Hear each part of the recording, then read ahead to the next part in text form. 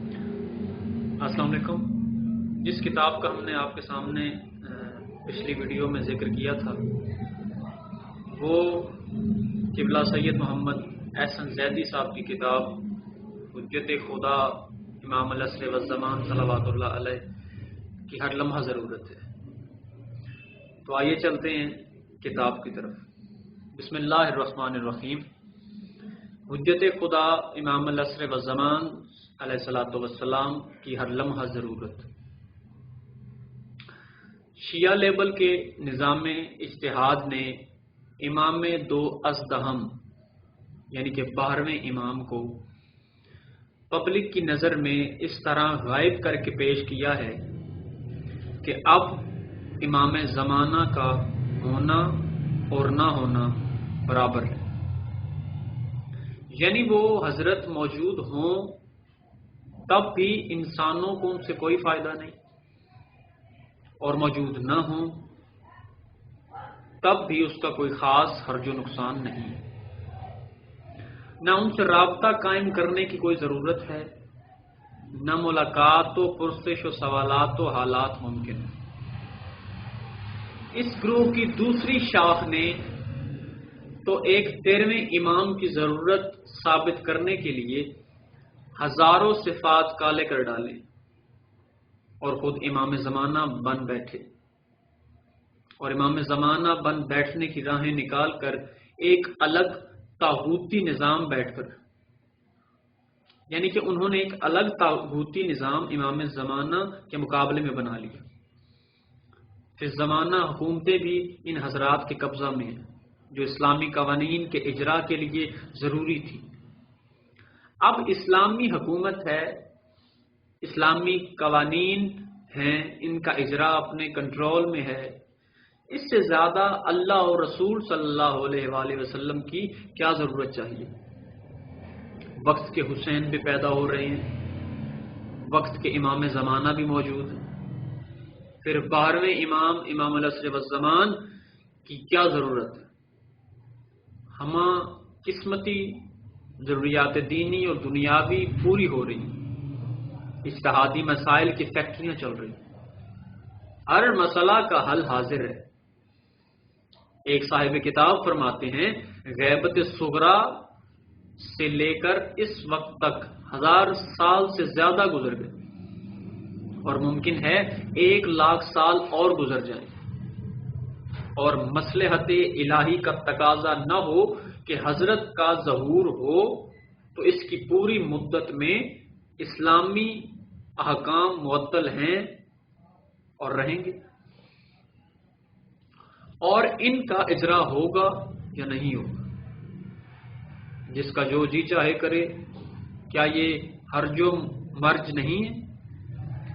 جن قوانین کی تبلیغ اور نشر و اجرا کے لیے رسول اللہ نے 23 سال تک جان فرسا زحمت فرمائی اور صرف محدود مدت کے لیے تھی، یعنی کہ جو انہوں نے احکامات ہم پہ صادر کیے، کیا وہ صرف احکامات ایک محدود مدت کے لیے تھے؟ آگے سنیے گا، کیا خدا نے اجرائے احکام کی مدت صرف 200 سال تک رکھی تھی، اور غیبت صغرا کے بعد اسلام نے ہر چیز کی آزادی دے دی؟ حکومت اسلامی، یہ جملے لکھے ہیں امام خمینی نے۔ اگر آپ اس کتاب کو اپنی آنکھوں سے پڑھیں گے تو آپ کو کوٹیشن میں ان کا باقاعدہ نام لکھا ہوا دکھائی دے گا۔ آگے چلتی ہیں، اب یہ جملے بھی قبلہ امام خمینی کے۔ مزید پڑھیے، حال ہی میں اسی سلسلہ میں فقہا کی آراء غیبت کے زمانے میں ان کے اختیارات چند کتابوں میں جمع کیے گئے، یعنی کہ انہی کے کچھ اور باتیں بھی مختلف کتابوں میں درج ہیں جو منابع موجود ہیں۔ انہیں آیت اللہ ملا احمد نراکی جو عہد ناکار یعنی کہ عہد قاجار کے علماء میں سے تھے، اس کے علاوہ بھی ملا احمد نراکی جو تھے جو کہ عہد قاجار کے علماء میں سے ایک تھے، کی کتاب غوائد الایام اس موضوع پر سب سے زیادہ جامع ہے۔ موصوف نے شروع ہی میں متعدد ہدایات سے تمسک کر کے بطور کلی ثابت کیا ہے کہ زمانہ غیبت میں فقیہ دو چیزوں میں حق ولایت رکھتا ہے، عزیزان، دو چیزوں میں انہوں نے یہ بات ثابت کی ہے کہ حق ولایت انسان رکھتا ہے، زمانے غیبت میں۔ اب آگے چلتے ہیں، وہ دو چیزیں ہیں کون سی، یہ آپ کو بتاتے ہیں۔ ان تمام امور جن میں رسول اکرم صلی اللہ علیہ وآلہ وسلم اور آئمہ معصومین صلوات اللہ علیہ صاحب اختیار تھے اور ولایت رکھتے تھے، البتہ جن مقامات کو دلیل شرعی مستثنا کر دے وہ اس کلیہ سے خارج رہیں گے۔ یہ تھی پہلی دلیل، یہ تھا پہلا ولایت کا حق۔ اب دوسرا سنیے گا، ان تمام امور جو بندگان خدا کے دین یا دنیاوی امور سے مربوط ہیں اور ان کا انجام دینا ضروری۔ یہ دو امور قبلہ امام خمینی نے اپنی کتابوں میں لکھی ہیں، جو آپ کے سامنے میں نے پڑھے۔ آگے بڑھتے ہیں۔ قارئین، آپ نے اسلامی حکومت کے خیالات اور عمل درآمد پڑھ لیا۔ اب جسارتیں اتنی بڑھ گئی ہیں کہ ملت شیعہ میں عوام کے سامنے کئی کئی دن کے سیمینار کیے جا رہے ہیں، یعنی کہ ملت تشیع میں صرف ایک نہیں اور صرف ایک دن پر مبنی نہیں بلکہ کئی دنوں پر مبنی سیمینار رکھے جا رہے ہیں اور مقالے لکھے جا رہے ہیں۔ موضوع ہے ملت شیعہ میں امام زمانہ کا تصور ختم کر کے مہدویت کے تصور کو اجاگر کیا جائے۔ اللہ کرے آپ بات سمجھ جائیں۔ کیا کہا؟ موضوع دنیا کا اب یہ بن چکا ہے کہ ملت شیعہ میں امام زمانہ صلوات اللہ علیہ کا تصور ختم کر کے اللہ اکبر مہدویت کے تصور کو اجاگر کیا جائے۔ آگے چلتے ہیں، اگر آپ بات ذہن میں وصول فرمائیں۔ مطلب یہ ہوا کہ امام العصر والزمان صلوات اللہ علیہ کی ذات کی نہ کوئی ذاتی حیثیت ہے نہ ان کی کوئی ضرورت ہے۔ صرف امامت کے کاموں پر توجہ رکھیں جس کے لیے ہم موجود ہیں اور کما حقہ پورا کر رہے ہیں۔ اِنَّ لِلَّهِ وَإِنَّا إِلَيْهِ راجعون۔ امت کے عوام الناس کو محمد مصطفیٰ صلی اللہ علیہ وآلہ وسلم کی نبوت و حکومت و تعلیمات اور اسلام کے نام پر جو کچھ بتایا گیا وہ دل و جان سے اسے قبول کرتے ہیں اور عمل کرتے ہیں، آج تک چلے آ رہے ہیں اور قیامت تک عمل کرتے چلے جائیں گے۔ یعنی عوام امت نے کبھی بھی اللہ اور رسول کی تعلیمات کے خلاف سوچا نہ عمل کیا، لیکن امت میں داخل دانشوران قوم نے جو کچھ کیا اور جس طرح کیا اور جن وجوہات کی بنا پر کیا وہ ایک داستان علم ہے اور قرآن کریم میں لکھی ہوئی محفوظ ہے۔ اگر اسلام میں داخلی تصادم، خانہ جنگیاں، قتل عام اور تعلیمات رسول سے بغاوت نہ کی جاتی تو امت اسلامیہ صدی کی دوسری چوتھائی میں معراج اور تسخیر کائنات کی منزل میں ہوتی، اور آج کہاں ہوتی؟ قرآنی پروگرام کی روح سے آج امت مسلمہ کو ترقی کے سدرۃ المنتہا سے گزر کر کہیں عرش اعظم کے گرد و نواح میں ہو جانا چاہیے تھا، لیکن جس تصور اسلامی کو دانشوران امت کی کثرت نے اختیار کیا تھا اور جس پر آج تک عمل ہوتا چلا آ رہا ہے، جس کے تحفظ میں عوام الناس کی کثرت کو ہر زمانہ میں مصروف و مشغول رکھا گیا، اور جس تصور کو قائم رکھنے کے لیے آج بھی ایڑی چوٹی کا زور لگایا جا رہا ہے، اس کا نتیجہ زیادہ سے زیادہ کرۂ ارض کی 1/4 رقبہ پر عارضی حکومت سے آگے نہ بڑھا۔ یعنی کہ جتنا آج تک دنیا کو تصور دیا گیا اس کا رقبہ 1/4 حصے سے زیادہ نہیں بڑھ سکا۔ آگے چلتے ہیں۔ اور ان کا تصور اسلامی اقوام عالم میں اور خود ہم مسلک حکومتوں میں تصادم سے ہمیشہ دوچار رہا، اور آج امت جہاں جہاں اور جن جن ممالک میں ہے دنیا کی پسماندہ اقوام میں شمار ہوتی ہے۔ ان بدترین نتائج سے جو ہم اور تمام اہل عقل واقف ہیں اور جانتے ہیں، مسلمان جب تک اس خود ساختہ قدیم تصور اور اس خود فہمیاں ترقی پر قائم ہیں، ہرگز ترقی یافتہ غیر مسلم و بے دین اقوام کے برابر نہیں آ سکتے۔ یعنی کہ اقوام جب تک اس نظام پر قائم ہیں تب تک وہ ترقی کی اس منزل پر نہیں آ سکتے جہاں پر آنا چاہیے تھا۔ وہ جانتے ہیں کہ تمہارا مذہبی تصور ان کے کافرانہ تصور سے بار بار پٹتا اور شکست کھاتا رہا ہے، اور یقین رکھتے ہیں کہ تم اس تصور کو اپنا دین سمجھنے کی بنا پر کبھی چھوڑنے والے نہیں۔ انہیں اپنے کافرانہ نظام اور اپنی عقل و بصیرت و قوم اور ہم آہنگی پر اس قدر بھروسہ اور یقین ہے کہ وہ تمہاری مالی مدد بلکہ اسلحہ فراہم کرنے میں بھی خطرہ محسوس نہیں کرتے۔ یعنی کہ تمام اقوام کو آپ پر اتنی نظر ہے اور آپ کے نقصان کی اتنی فکر ہے کہ وہ آپ کو مالی مدد میں بھی اور اسلحے کی فراہمی میں بھی قطعاً خطرہ محسوس نہیں کرتے۔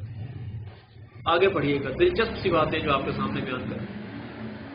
آگے ایک ٹاپک ہے، وہ تصور کیا ہے جس سے مسلمان کا یہ حال ہوا ہے۔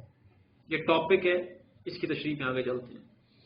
یعنی کہ وہ تصور ہے کیا جس سے مسلمانوں کا حال خراب ہوا ہے۔ جس تصور پر دانشوران امت کی کثرت ہمیشہ متفق رہی ہے یہ ہے۔ اب جس پر امت متفق ہے وہ تمام آگے پوائنٹس انہوں نے موجود دیے ہیں۔ آئیے ان کے مطالعے کی طرف بڑھتے ہیں۔ پہلا، حضرت کے انتقال کے بعد دانشوران امت اپنی ذاتی سوجھ بوجھ، اسلامی معلومات اور آپس کے مشورے سے جو فیصلہ کریں گے وہ اللہ کی منشا اور اللہ کا حکم اور اسلامی فیصلہ ہوگا۔ یہ وہ پہلا تصور ہے جس سے مسلمانوں کا ایسا حال ہوا ہے۔ دوسرا تصور، اور پوری امت بلکہ ساری نوع انسانی کے لیے واجب التعمیل ہوگا، اور یہی فیصلہ پوری امت کے لیے تعمیل کے قابل ہوگا۔ اس کا مخالف اللہ اور رسول صلی اللہ علیہ وآلہ وسلم کا مخالف اور اسلام سے خارج ہوگا۔ مخالفت پر ضد اور خلاف ورزی کرے تو واجب القتل ہوگا۔ امت کے کسی فرد یا گروہ کو اس فیصلہ سے اختلاف یا کوئی اور فیصلہ کرنے کا اختیار نہ ہوگا۔ چھٹا پوائنٹ، ورنہ ایسا فرد یا گروہ بھی واجب القتل ہوگا۔ ساتواں، کوئی شخص جب تک مذکورہ بالا دانشور گروہ سے اجازت یا اجتہاد کی سند حاصل نہ کر لے، قرآن و حدیث سمجھنے کے باوجود فتویٰ، فیصلہ یا حکم صادر نہ کر سکے گا۔ اس 7ویں پوائنٹ پر اگر آپ غور کریں، میں پھر پڑھ دیتا ہوں۔ کوئی شخص جب تک مذکورہ بالا، جو میں نے 5-6 پوائنٹ آپ کے سامنے پیش کیے ہیں، مذکورہ بالا گروہ سے اجازت یا اجتہاد کی سند حاصل نہ کر لے، قرآن و حدیث سمجھنے کے باوجود فتویٰ یا فیصلہ یا حکم دینے کا صادر نہیں ہوگا۔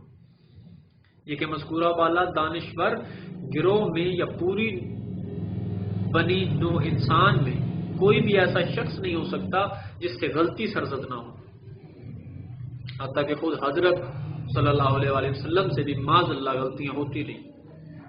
یہ تصورات وہ بیان کر رہے ہیں۔ یہ کہ قرآن اور احادیث رسول قیامت تک آنے والے تمام انسانوں کی ضروریات و احتیاجات و تقاضات کا حل پیش نہیں کرتے۔ ایسا حل مدرجہ بالا دانشور گروہ اپنی بصیرت اور مشورہ سے ہر زمانہ میں پیش کرے گا، اور وہ اللہ رسول کا واجب التعمیل فیصلہ ہوگا، اور اس کی مخالفت بھی حسب سابق حرام و قابل تحذیر و مردود ہے۔ سبحان اللہ والحمد۔ 11واں پوائنٹ، قرآن و حدیث کی ہر وہ تعبیر و تفسیر اور روایت ناقابل قبول و مردود ہوگی جو مدرجہ بالا قسم کے دانشوروں کی سند کے بغیر یا ان کی تعبیر و تفسیر و روایات کے خلاف ہو۔ بہت بڑی بات ہے۔ مدرجہ بالا دانشور گروہ پر تنقید و تبصرہ کرنے والا اسلام سے خارج ہو۔ اسلامی تعلیمات میں جتنی بھی حرام و حلال، تفرقہ بازی، بدعات، تبدیلیاں وغیرہ آئیں، فضل ابلیس انہی تصورات کی بنا پر آئیں۔ یعنی کہ جتنے میں نے آپ کے سامنے بیان کیے جو مسلمانوں کے اس حال میں ہونے کی وجہ ہے، آگے فرماتے ہیں کہ تمام جو پوائنٹس ہیں اسلامی تعلیمات میں جتنی بھی حرام حلال، تفرقہ بازی، بدعات، تبدیلیاں وغیرہ آئیں، اور فضل ابلیس انہی تصورات کی بنا پر۔ آج ہم اقوام عالم کے سامنے حقیر پذیر ہیں۔ اس تصور کے برعکس اسلام میں حقیقی تصور موجود ہے۔ اسلامی تعلیمات کا ایک قدیم تصور ہے تمام موجودہ کتب خداوندی میں یہ تصور موجود ہے۔ یہ دوسرا پوائنٹ ہے، اسلامی تعلیمات کا ایک قدیم تصور۔ پڑھتے ہیں، موجودہ تمام کتب خداوندی میں یہ تصور موجود ہے اور قرآن کریم نے بڑی تفصیل کے ساتھ اسی تصور کی تصدیق فرمائی ہے کہ ہر رسول، یعنی کہ قرآن نے بھی اس کی تصدیق کی ہے اور ہر رسول اور نبی اور جانشین خدا اسے تجویز کرتا رہا ہے، اور وہ جانشین اپنے رسول یا نبی کی تمام تعلیمات و صفات کا وارث و حامل ہوتا ہے بے شک، اور اسی امت کے سامنے ان تمام ذمہ داریوں کے لیے جواب دہ ہوتا ہے جو اس نبی یا رسول کی کتاب میں مذکورہ ہوتی ہے۔ لہذا امت محمدیہ میں چونکہ نبوت اور رسالت و سلسلہ وحی ختم ہو گیا، اسی لیے جانشین محمد مصطفیٰ امت محمدیہ کی ان تمام ضروریات و اختیارات و تقاضات کا ایسا حل و تدراک پیش کرنے اور تعلیم دینے کے ذمہ دار ہیں جس میں کسی قسم کی خامی یا غلطی کا امکان نہ ہو۔ اور چونکہ قرآن کریم میں اللہ نے شرط لگائی ہے، جو اللہ نے قرآن کریم میں شرطیں بتائی ہیں، آئیے وہ پڑھتے ہیں۔ بسم اللہ الرحمن الرحیم۔ ومن لم يحكم بما انزل اللہ فاولئک هم الکافرون، پہلی شرط۔ دوسری پڑھتے ہیں، ومن لم يحكم بما انزل اللہ فاولئک هم الظالمون، تیسری شرط، ومن لم يحكم بما انزل اللہ فاولئک هم الفاسقون۔ یہ المائدہ کی آیات ہیں جو آپ کے سامنے پیش کی، سورہ المائدہ۔ ہر لمحہ میں اللہ کا نازل کردہ حکم دیا جائے گا، ترجمہ کیا بنتا ہے؟ اور جو کوئی اللہ کے نازل کردہ حکم کے ساتھ فیصلہ نہ کرے وہ کافر، ظالم، فاسق ہے۔ یعنی کہ جو کوئی اللہ کے نازل کردہ حکم کے خلاف فیصلہ کرے وہ کافر ہے، ظالم ہے، فاسق ہے۔ ظاہر ہے جو اللہ کی کتاب قرآن مجید میں نازل شدہ آیت کے الفاظ میں دیا جائے گا اس میں نہ کوئی خامی ہو سکتی ہے اور نہ کوئی غلطی کا امکان ہو سکتا ہے۔ اسی شرط سے یہ حقیقت بھی ثابت ہو جاتی ہے کہ قرآن کریم میں تمام انسانی ضروریات اور متعلقات موجود ہونا چاہیے۔ اسی شرط کے مطابق یہ باتیں ضروری ہیں اور یہی حقیقت ہے کہ وہ تمام ضروریات اور متعلقات قرآن میں موجود ہونا چاہیے۔ یہی وجہ ہے کہ اللہ نے آئندہ نبوت اور رسالت اور وحی کا سلسلہ ختم اور مکمل کر دیا، اور طرح طرح سے یہ بتا دیا جاتا ہے کہ قرآن کریم میں ہر چیز کی تفصیل موجود ہے، اور وہ یہ، بسم اللہ الرحمن الرحیم، ما کان حدیثا یفترا ولکن تصدیق الذی بین یدیہ وتفصیل کل شیء وہدی ورحمۃ لقوم یؤمنون، سورہ یوسف۔ ترجمہ کیا بنتا ہے؟ یہ قرآن خود ساختہ احادیث کا مجموعہ نہیں۔ اللہ اکبر، میں پھر پڑھ رہا ہوں، کیا فرمایا؟ یہ قرآن خود ساختہ احادیث کا مجموعہ نہیں بلکہ یہ تو تمام موجودہ تعلیمات خداوندی کی تصدیق کرنے والا اور ہر شے کی تفصیل اپنے اندر رکھتا ہے۔ یعنی کہ قرآن میں ہر شے کی تفصیل خدا نے کا موجود ہے اور اس قوم کے لیے ہدایت اور رحمت ہے، اور قرآن کی پوزیشن پر ایمان لاتی ہے۔ یہ اس آیت کا ترجمہ ہے جو میں نے آپ کے سامنے پڑھا۔ یعنی جو قوم یہ مانتی ہی نہیں کہ قرآن کی زیر قلم آیت میں جو کچھ فرمایا وہ سچ ہے، تو نہ وہ ہر شے کی تفصیل قرآن میں مانتی ہے، نہ وہ قرآن میں سے تلاش کی زحمت گوارا کرے گی، اور نہ قرآن میں اسے ملے گا۔ تمام متعلقہ تفصیلات کو نظر انداز کر کے یہ عرض کر دیں کہ یہ زیر نظر اسلامی تصور نہ صرف یہ کہ شخصی حکومت چاہتا ہے بلکہ اس کا قدرتی اور قرآنی تقاضا یہ بھی ہے کہ جانشین رسول صلی اللہ علیہ وآلہ وسلم پوری کائنات کی تفصیل پر اس طرح مطلع ہوں جیسے قرآن کے عالم اور معلم رسول کو ہونا چاہیے۔ بہت بڑی بات ہے۔ ان دو بنیادی اصولوں کے خلاف دانشوران امت نے اپنے خود ساختہ تصور کو اختیار کیا. یعنی کہ ان بنیادی، میں نے آپ کے اصول سامنے میں نے پڑھے ہیں، امام خمینی کے اصول اور جو آگے آیت والا سسٹم آ رہا ہے، ان دونوں کو ملا کے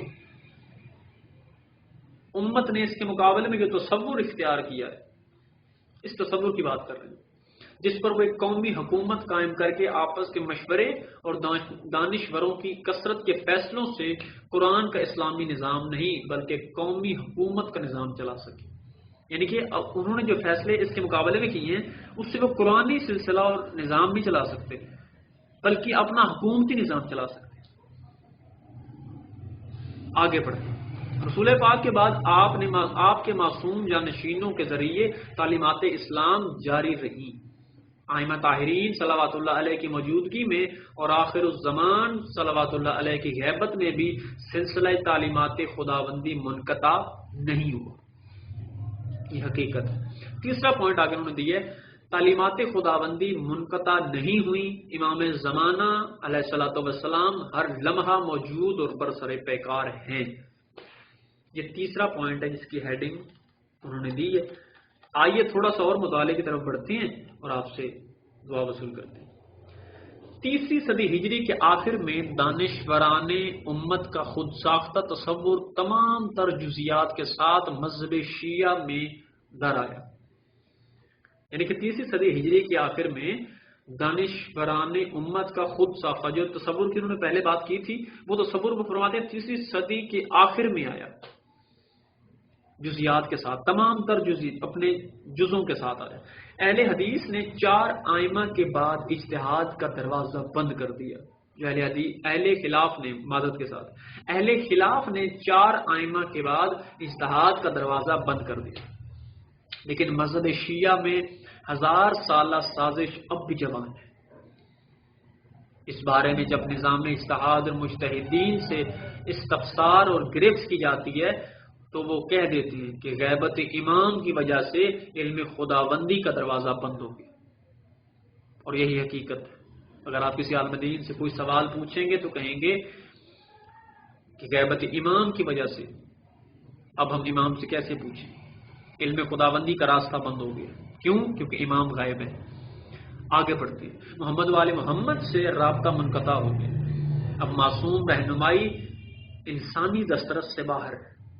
یہ خود ساختہ عقیدہ اور خود ساختہ نظام جنہوں نے بنایا یہ ان کی بات بتا رہے ہیں.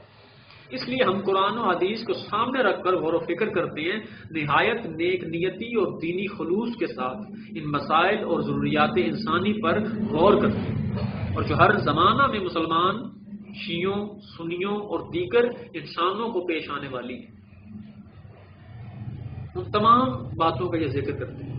آخر یہ لوگ یہ بھی کہہ دیتے کہ اس طرح جو فیصلہ یا حکم وہ لوگوں کو دیں گے اس کی اطاعت لازم نہ ہوگی، اس کا تعلق چاہے وہ مفید سمجھے عمل کر لیا کرے، تو ہم شاید ان لوگوں سے تعارض نہ کریں جس طرح ہم غیر مسلم علماء کے معاملے میں تعارض نہیں کرتے. مگر ان نام نہاد علماء نے تو یہ کہا کہ ان کا حکم واجب الاتباع، واجب التعمیل اور خلاف ورزی حرام ہے. یعنی کہ انہوں نے کہا کہ اس نظام کو نہیں، ہمارے نظام کو ماننا ہے، اور ہمارا نظام ہی حکم واجب الاتباع ہے، ہمارا حکم ہی واجب الاتباع ہے، واجب التعمیل ہے، اور اس کی خلاف ورزی حرام ہے. یعنی کہ معصوم کی خلاف ورزی حرام نہیں، ہماری خلاف ورزی کو حرام کہا ہے. اس کی سزا دی جانا لازم ہے. چلو ہم اس پر بھی یہ سمجھ لیتے کہ نظام اجتہاد کے احکام کو بھی ان احکام و قوانین کی حیثیت سے برداشت کر لیا جائے، لیکن غیر مسلم حکومتوں کے مسلمان باشندے غیر مسلم ملکی قوانین کی پابندی کرتے ہیں. لیکن یہ گروہ اور آگے بڑھا اور کہا کہ ان کا حکم خدا اور رسول کا حکم ہے. اللہ اکبر. ان کا حکم، انہوں نے کہا اگر یہ نظام ہم نے بنایا ہے تو یہی نظام اللہ اور اس کے رسول کا نظام ہے، اور وہ حکم خواہ اس وقت غلط معلوم ہو صحیح لگے، ہر حال میں اس کی اطاعت واجب ہے. صحیح لگے یا نہ لگے اطاعت واجب ہے. خلاف ورزی کرنے والا مجرم دونوں جہانوں میں سزا کا حقدار ہے، اور اگر خلاف ورزی عمدن ہو اور اس پر اصرار کیا جائے تو اس کی سزا دنیا میں قتل اور آخرت میں جہنم ہے۔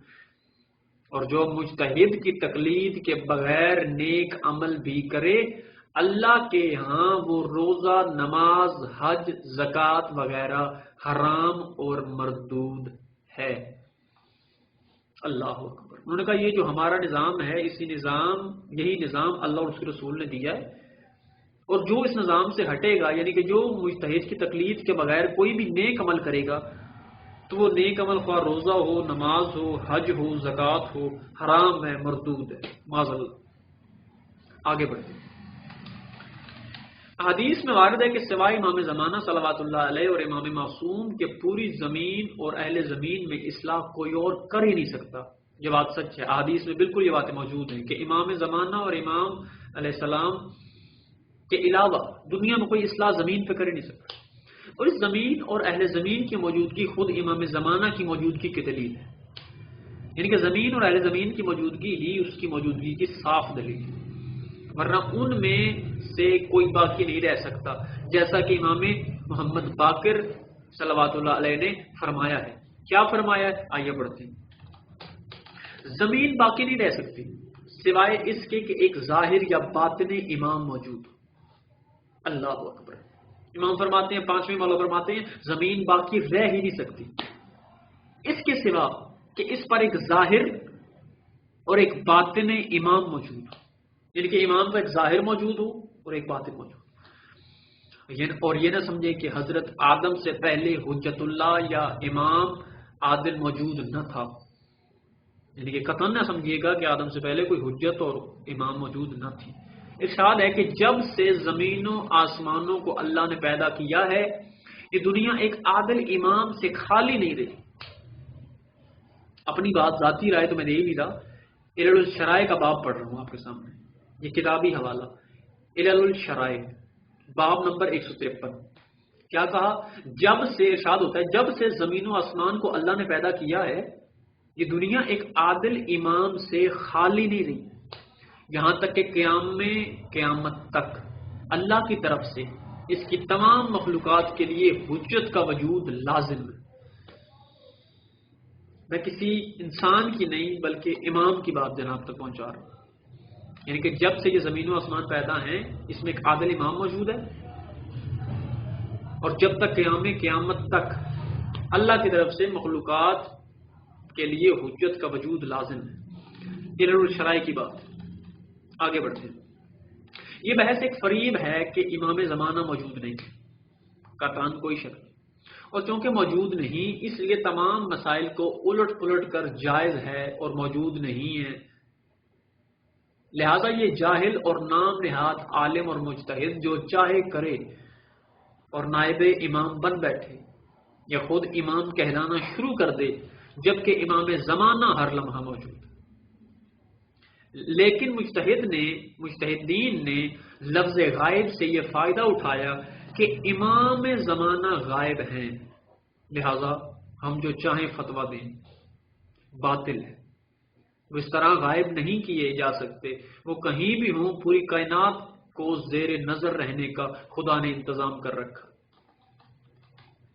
وہ ہمارے اعمال و اقوال کو دیکھتی ہیں، سنتے ہیں، اور ہمارا یہی عقیدہ ہے کہ امام زمانہ ہمارے اعمال کو دیکھ رہے ہیں، سن رہے ہیں، سمجھتے ہیں۔ فرق صرف اس قدر ہے کہ ہم سے براہ راست بالمواجہ تعلق نہیں رکھتے۔ یہ ایک سزا ہے، یہ ایک ابتلا ہے جس میں اس وقت تک مبتلا رہنا لازم ہو چکا ہے، یعنی کہ جب تک ہم ان شرائط کو پورا نہ کر دیں جو ان کے ظہور کے لیے ہم پر واجب ہیں، بجائے ان شرائط کو پورا کرنے کے ہم نے ان کو بجر بٹو سے غائب کرنے کی اسکیمیں بنا رکھی۔ اللہ اکبر۔ یعنی کہ انہوں نے جو نظام اپنا تصور قائم کیا ہے، انہوں نے امام زمانہ کے تصورات کو ختم کرنے کی اسکیمیں بنا رکھی، ان کو دین سے بالکل بے دخل کر دیا ہے، ہر مسئلہ کو غیبت کی آڑ لے کر مسخ اور تبدیل کر دیا ہے، پبلک کو اطمینان اور سہولتیں فراہم کر دی ہیں، اور اکثر اس فکر میں رہتے ہیں کہ کسی طرح ان کے باقی ماندہ حقوق بھی عام کر دیے جائیں تاکہ قیام ولایت و حکومت الہیہ کا خدشہ بالکل مٹ جائے۔